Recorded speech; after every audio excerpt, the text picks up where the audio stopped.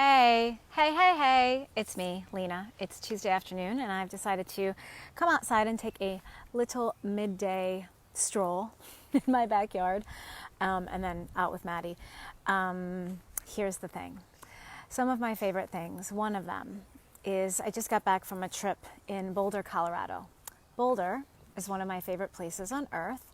It is a sweet treat to go there when I am like in the middle of summer here in St. Louis. It's really dark. Hi, Lisa! And not dark, it's really humid. And when I leave humidity, I am happy because humidity is not one of my favorite things.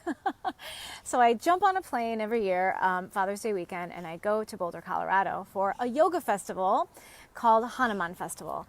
And I love it. So I love it for a few reasons. One, it's in Boulder, Colorado, where I get to be in the mountains and I get to eat delicious vegan food. I had just a list of restaurants that I thoroughly enjoy that I get to visit when I'm there. I love being immersed in a yoga weekend. It's 3 full days, Friday, Saturday, and Sunday, 6 hours a day of yoga.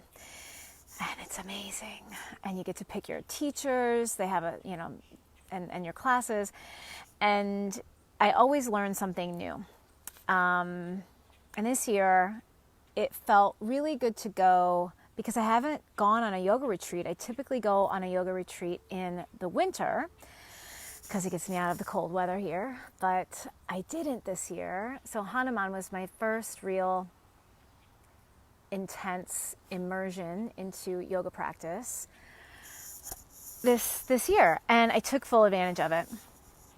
What I noticed while I was there is that I could really hear and be connected to my own intuition. Now that I always know it's there. Like I hear it, I know it's there, I feel it, but in this world, whether you are a working woman in a corporation or a working woman for yourself or whatever you do, and maybe you're a working woman in the home with your children, there are a certain amount of stressors and life situations that can impact the true hearing of yourself. Like that can, I wrote about it this morning and now I can't think of the word, that can really muffle your intuition, because your intuition is not a very loud voice. It's not screaming at you. That's more fear than intuition. But most of us, including myself, have so many thoughts running in our heads that it can be difficult to tune in to your inner awareness, your inner knowing, and follow that instead of the multiple voices that we have going on in our heads for different reasons. Like, for instance, I have a part inside of me, a very teeny little part, teeny as in her age. It's like my little self, who loves to worry and protect me. And she takes that job very seriously. So when there is something to worry about, she is on it. And that can distract me from feeling really connected to my own self, to my truest form of myself, right? To this truest expression that I have to offer. And so that's part of what I noticed while I was on this trip. Like I noticed, I'll just tell you because it's easier.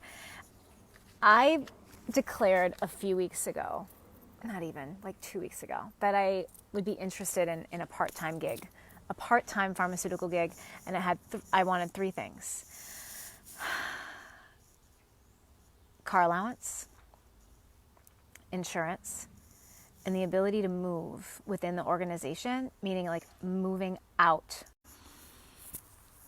Get involved in the social media stuff or get involved in my email. I let myself be immersed in the practices, and by doing that, I gained more information about myself, about the practices that my body enjoys, and also what I learn about myself through the different modes of practices and teachers that I experienced while I was there. So I'm excited to also report that, anytime you get something new, and this can be also, right, you're like in a business meeting and they roll out a new way of you selling, or you're in a parent-teacher conference and they roll out a new way of doing math. Personal pressure that I put on myself that makes me feel overwhelmed, makes me feel overloaded.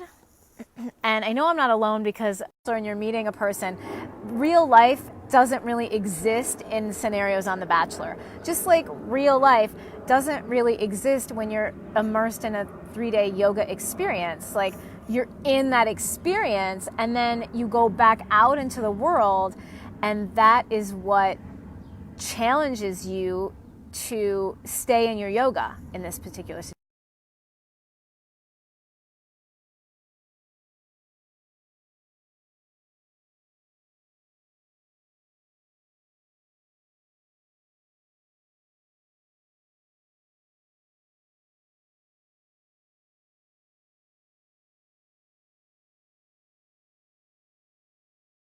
Different than when you're in a yoga retreat. So what I did when I came home was remind myself, because I've been practicing yoga for about 20 years, that doesn't mean I know everything.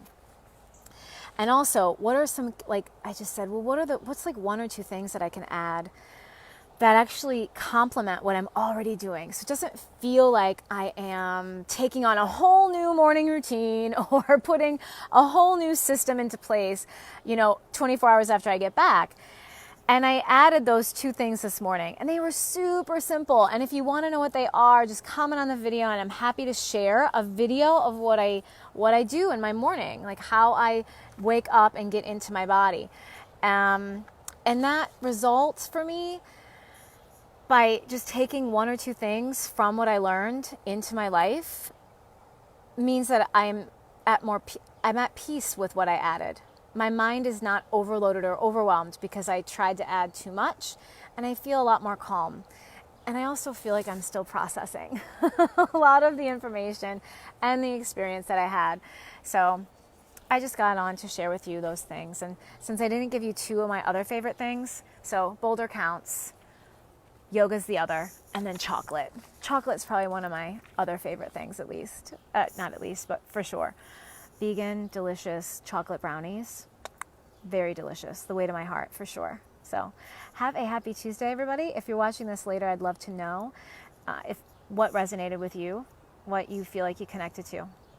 Have a wonderful afternoon.